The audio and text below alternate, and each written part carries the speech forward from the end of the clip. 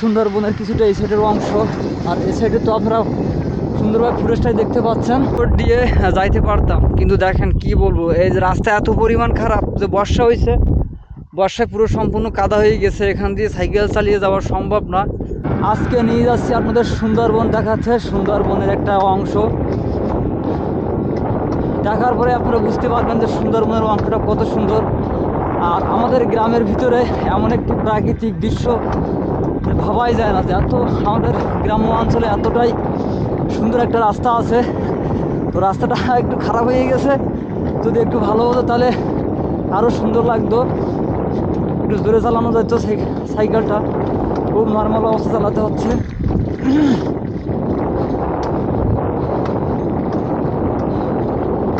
প্রায় আর 1.5 কিলোমিটার আমি সাইকেল চালালেই কিন্তু সেই জায়গায় পৌঁছে যাব। সবাই সঙ্গে থাকবেন।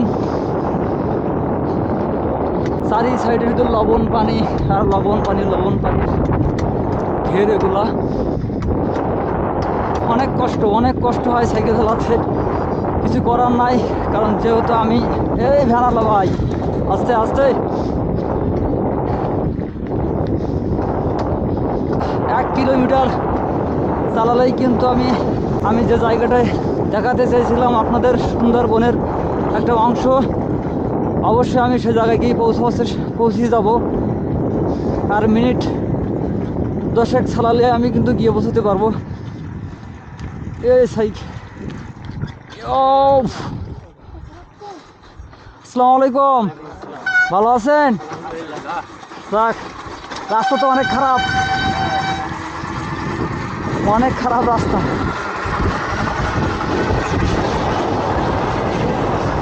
একজন মোটর সাইকেলওয়ালা সে দিনে মানে লাইট জ্বালাচ্ছে, দেখেন দিনে মানে লাইট জ্বলছে। এ ভাই, লাইট জ্বলে হেডলাইট।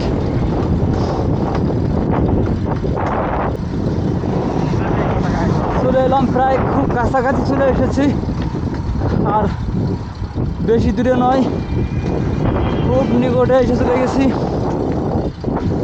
খুব নিকটে বর্তমান অবস্থান করতেছি। এটা হলো মাদারাসা।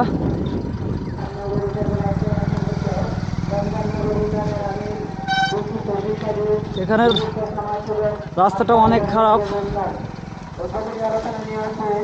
অনেক নর্মাল হয়ে গেছে রাস্তাটা।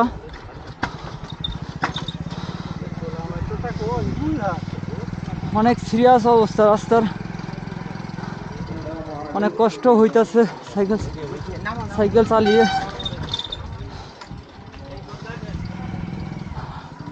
রোডটা যদি একটু ভালো হতো তাহলে সাইকেল চালিয়ে একটু আরাম পেতাম, কিন্তু এত পরিমাণ রাস্তা এত পরিমাণ খারাপ যে আপনাদের বলে বোঝাতে পারবো না।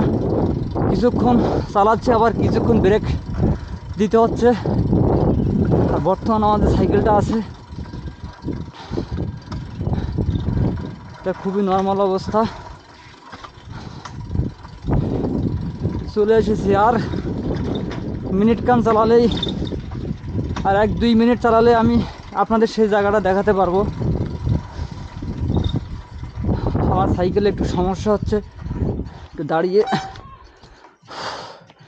সাইকেল ক্যার একটা সাউন্ড দিচ্ছে, ও এটাই তো সমস্যা। এটা এখানে গিয়েছে যার কারণে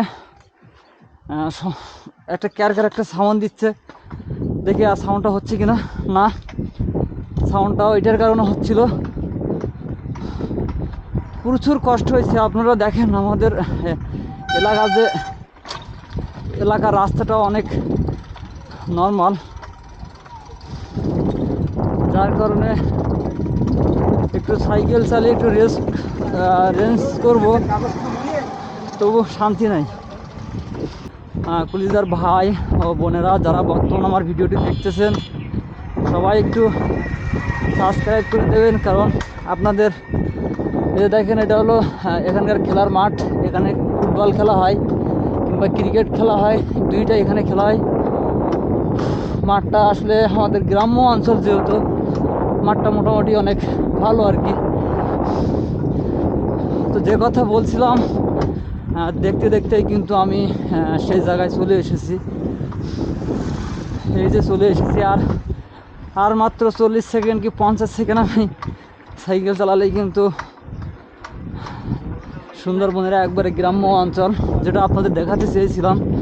এখানে অসংখ্য মানুষ, সবাই টিভি দেখতেছে, কেউ ব্যবসা নিয়ে ব্যস্ত আছে।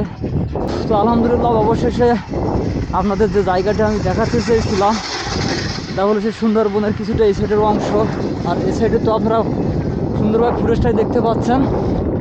তো এখান থেকে তো এত পরিমাণ রাস্তা খারাপ, কীভাবে যে যাইবো দেখি চাচ্ছি।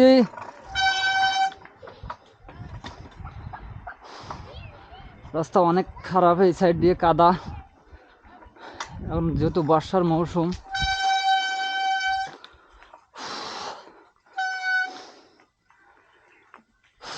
এই সাইড দিয়ে মানে সাইকেল চালানো যাবে না, যাবে? তো এটা হলো আমার সাইকেল, আপনারা দেখতে পাচ্ছেন।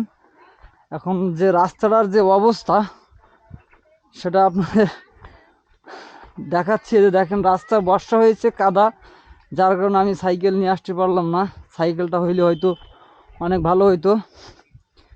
যে বনটি আমি আপনাদেরকে দেখাতে চেয়েছিলাম, এটাই হলো সেই সুন্দরবনের একটা অংশ।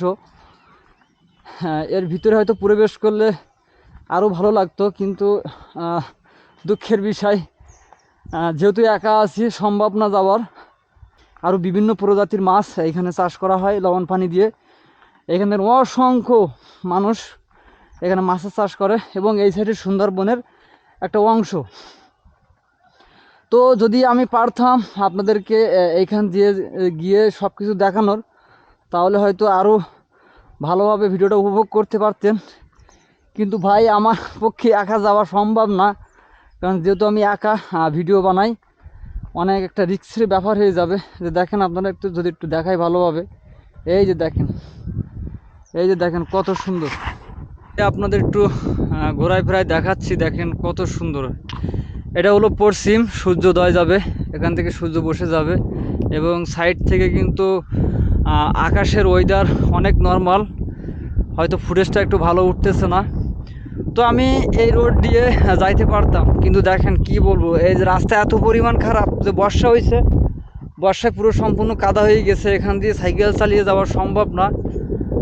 তাহলে হয়তো এখান থেকে আমি আরও কয়েক কিলোমিটার সাইকেল চালালে আমি আপনাদের বনটা সুন্দরভাবেও দেখাতে পারতাম।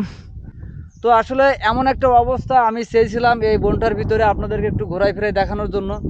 তো সেক্ষেত্রে আমি পারলাম না, কারণ আমি যেহেতু একা আইছি, আর বনটা হয়তো আপনারা মানে এত গভীর যে বলে আপনাদেরকে বলে বোঝাতে পারবো না। তো সবাই ভালো থাকবেন, সুস্থ থাকবেন। আর যদি এই ছোটো ভাইয়ের ভিডিওগুলো ভালো লাগে, তাহলে অবশ্যই চ্যানেলটি সাবস্ক্রাইব করে পাশে থাকবেন।